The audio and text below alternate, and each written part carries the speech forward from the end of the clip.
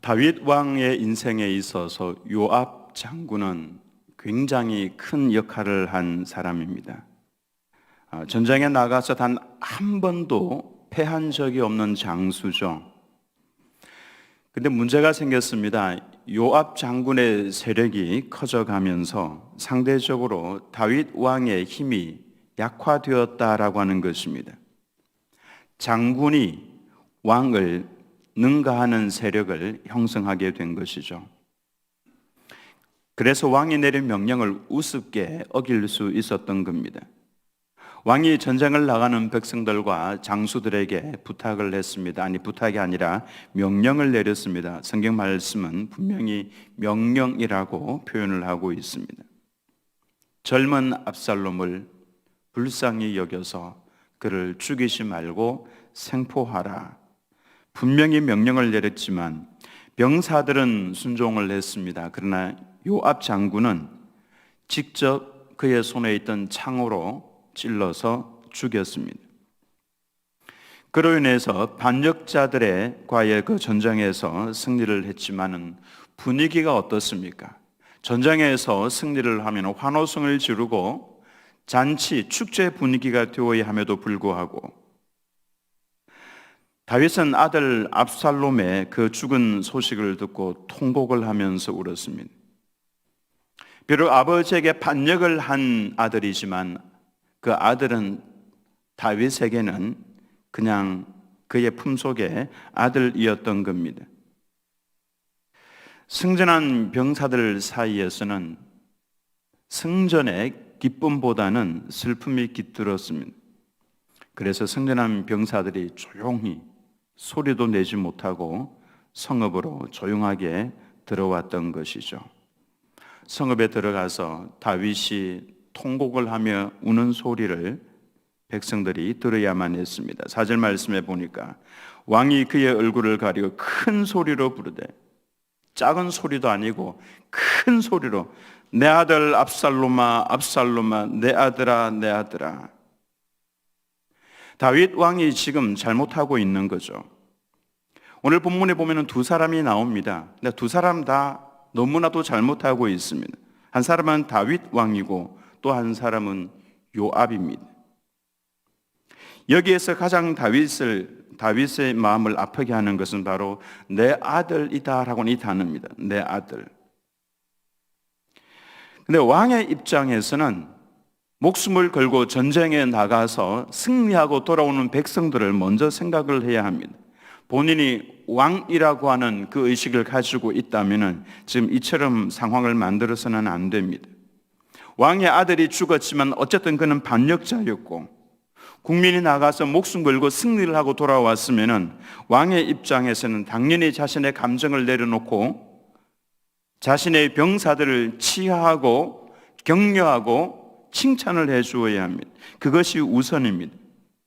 근데 다윗은 자신의 개인적인 감정에 휩싸여서 죽을 고생을 하고 돌아온 또 승리를 쟁취하고 온 병사들의 얼굴을 부끄럽게 하고 있는 것이죠. 무엇인가 분명히 잘못되었습니다. 무엇이 잘못입니까? 내 아들아, 내 아들아, 여기에 답이 있습니다. 우리는 다들 내 것이라고 하는 것을 참 좋아합니다. 내 것이라는 표현을 좋아합니다. 생명도 내 것이고 자녀도 내 것이고 집도 내 것이고 건강도 내 것이고, 알고 보면은 단 하나도 내 것이 없는데 전부 다 내 것인 줄로 착각을 하고 있습니다. 이 내 것이라고 하는 소유의 강도가 강하면 강할수록 고통도 그만큼 강력하게 온다라고 하는 것을 알아야 합니다. 내 아들, 내 재산, 내 지식, 이와 같은 생각에 사로잡히면 그것이 없어지는 그날 세상을 다 잃어버린 듯한 그 느낌 속에 빠져들어갈 겁니다. 반대로 소유 개념이 하나님께서 내게 주신 것, 하나님께서 내게 주신 자녀, 하나님께서 내게 맡겨주신 물질, 하나님께서 내게 살라고 주신 생명, 이렇게 관리자로서 청지기 의식을 내 것이 아니라 하나님의 것이다라고 하는 것, 그것을 지금 내가 맡아서 관리하고 있다라고 하는 이 의식으로 무장이 되어 있으면 사실은 하나님께서 거두어 가셔도 과도하게 슬퍼하지 않을 수가 있고, 때로는 더 많이 맡기신다고 할지라도 교만하지 않을 수가 있다라고 하는 것입니다. 우리는 항상 내게 있는 모든 것은 전부 다 하나님께서 내게 맡겨주신 것이다. 내가 살아가는 이 한 평생 동안 활용하라고 주님께서 내게 주님의 것을 잠시 맡겨주신 것이다 라고 하는 이 의식을 가지고 있어야 한다라는 것입니다. 우리가 자녀를 낳고 키웠다고 하더라도 그 자녀를 데리고 가실 권한은 하나님께 있지 내게 있는 것이 아닙니다. 왜냐하면 내 것이 아니기 때문에 그렇습니다. 알고 보면은 자녀 또한 부모를 통해서 하나님께서 이 땅 위에 가족이라고 하는 관계를 통해서 주신 하나님의 자녀입니다. 알고 보면은 하나님의 자녀다라고 하는 것입니다. 시편 127편 3절 말씀에 보라, 자식들은 여호와의 기업이요 태의 열매는 그의 상급이로다. 자식들은 내 기업이라 이렇게 표현하지 않고 여호와의 기업이다 그렇게 표현합니다. 이렇게 본다면 우리 자신 또한 여호와의 기업이지 내 것이 아니다라고 하는 것입니다. 그런데 다윗은 내 아들이라고 하는 생각에서 벗어나지 못하니까 점점 더 견딜 수 없는 슬픔이 찾아왔다라고 하는 것입니다. 사람은 내가라고 하는 단어가 강력하게 뿌리 박히는 그 순간 그때부터 고통이고, 거기에다 그 소유를 잃기라도 한다면은 그 고통은 말로 닿을 수 없을 정도로 강력하게 다가옵니다. 내가 피땀 흘려서 번 내 돈인데, 근데 그 돈이 만약에 없어진다면은 죽을 수도 있는 겁니다. 하나님께서 내게 주셨다가 하나님께서 필요에 의해서 가지고 가셨다라고 생각을 하게 되면 그 물질이 없어도 감사할 수 있고 자유할 수가 있는 것입니다. 2년 전에 아버지가 돌아가셨을 때에 하나님 아직은 아니지 않습니까? 이런 생각이 자꾸만 들었습니다. 근데 그게 아닙니다. 생각을 해보면은 아버지가 돌아가신 것은 맞지만은 더 엄밀하게 말씀을 드리면 하나님께서 하나님 당신의 아들을 데리고 가신 겁니다. 엄밀하게 보면 그렇게 되는 겁니다. 내 것이 아니라는 겁니다. 이 땅 위에 살 때만 내 아버지 이렇게 하지만은 사실 더 근본적으로 따지고 들어가면은 아버지는 하나님의 아들인 겁니다. 하나님께서 이 땅에 보내주셨고 때가 되었으니 내게로 오라고 명령하시면 그냥 가는 겁니다. 욥이 이런 고백을 했죠. 욥기 1장 21절에 이르되 내가 모태에서 알몸으로 나와 싸운즉 또한 알몸이 그리로 돌아가올지라 주신 이도 여호와시요 거두신 이도 여호와시오니 여호와의 이름이 찬송을 받으실지니이다 하고, 동방 최고의 부자였던 욥 아닙니까? 재산이 얼마나 많았습니까? 다 사라졌습니다. 자녀가 무려 10명이었습니다.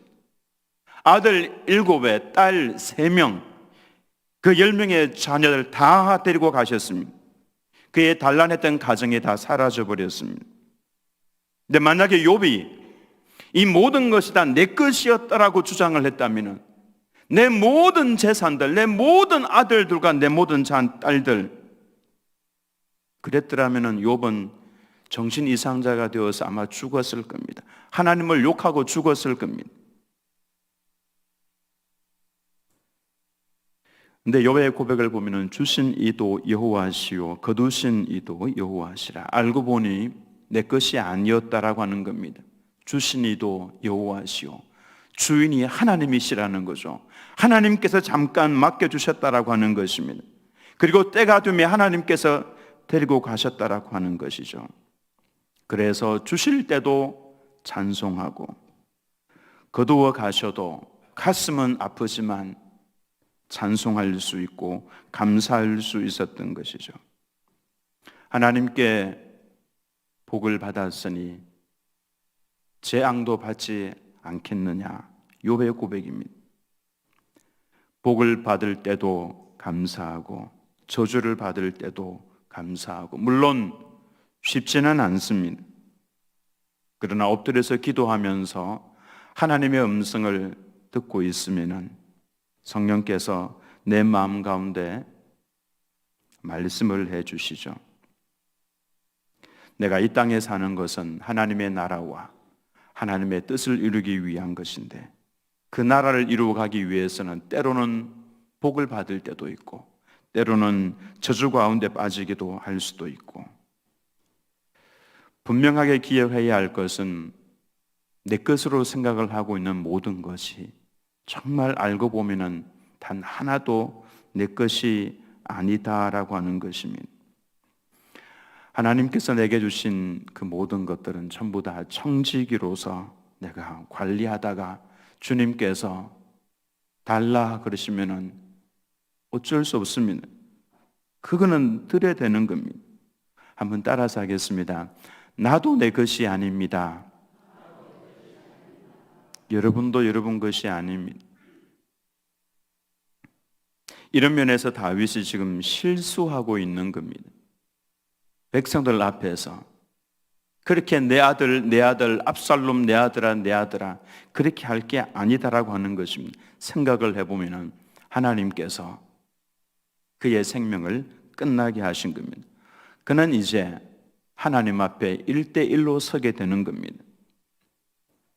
그리고 요압이 다윗 왕 앞에 나가서 한 말을 들어보십시오. 이런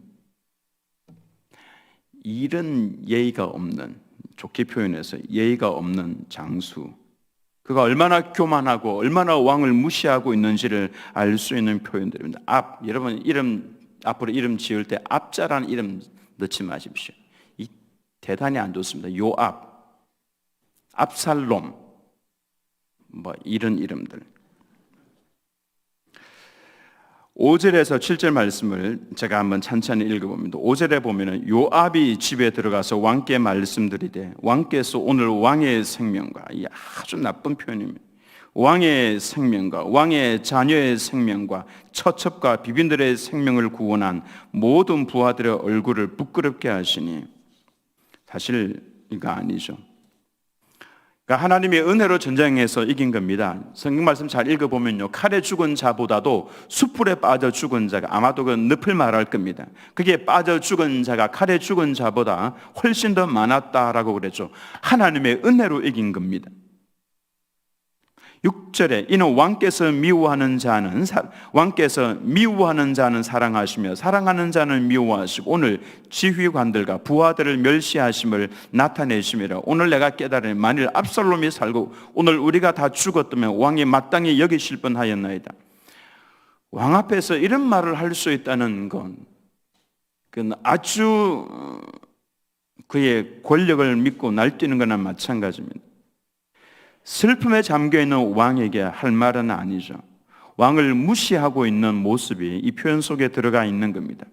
7절에 이제 곧 일어나 나가 왕의 부하들의 마음을 위로하여 말씀하옵소서. 내가 여호와를 두고 맹세하옵나니 왕이 만일 나가지 아니하시면 오늘 밤에 한 사람도 왕과 함께 머물지 아니할지라. 그리하면 그 화가 왕이 젊었을 때부터 지금까지 당하신 모든 화보다 더욱 심하리다니. 이제는 왕을 협박까지 하고 있는 수준입니다. 이 일을 촉발한 사람은 요압 자신이죠. 왕의 명령을 듣지 않은, 자신이 왕 앞에 엎드려가지고 고개를 숙여야 할 사람 아닙니까? 제가 잘못했습니다 라고 말을 해야 될 사람인데 왕을 오히려 협박을 하고 있는 것이죠. 왕이 이런 상태인지를 알면 자신이 나가서 책임을 지고 백성들을 안돈을 시키는 그 책임은 자신에게 있는 것이지. 왜냐하면 이 일을 이렇게 만든 장본인이 요압 자신이기 때문에 그렇습니다. 나중에 이 요압은 솔로몬의 지혜로 솔로몬이 제단에 뿔을 잡고 있는 요압을 끌어내어서 그를 쳐서 죽이는 것으로 요압의 목숨은 끝이 납니다. 하나님께서 치신 것이죠. 우리는 늘 언제나 겸손해야 합니다. 힘이 있다고 할지라도, 세력을 형성한다고 할지라도 그 세력을 가지고 자신의 야망을